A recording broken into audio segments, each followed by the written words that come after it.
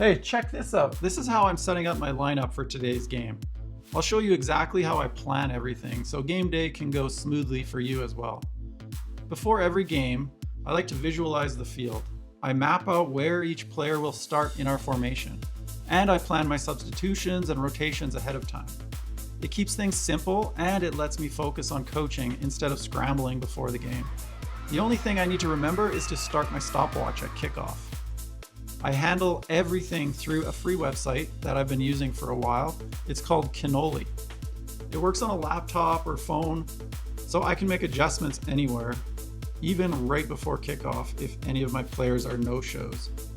At the beginning of the season, I load in my team rosters with player names and numbers. Then I can add those players onto the field and position the players based on our formation.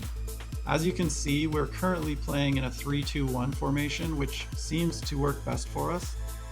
If I have individual substitutes, I'll stack multiple players on one position, which makes rotations easier. However, right now we're in the indoor season with 2 full lines, so I set up a second team in my Kinoli lineup. That way I can see both lines side by side and plan who's coming in next. Here's what I do each week. I position the players based on how they've been performing during the week, and I add and remove players based on who I know is coming to the game.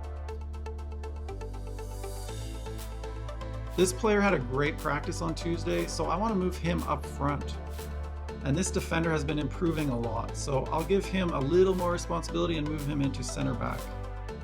Next, I add a warm-up plan. I usually start with rondos followed by 3v2s to goal. I also jot down a few tactical notes or reminders I want to focus on in the game. Once everything's ready, I print it out. I can even send a copy to my assistant coach so he knows the plan. I like to have a printed copy which allows me to read off the lineup to my team before kickoff. The point is, game day should be about coaching and letting players perform. And as the coach, I also don't want to be stressed out figuring out subs. This setup keeps things organized for me and allows me to tweak the lineup from the previous week's game without too much effort on my part.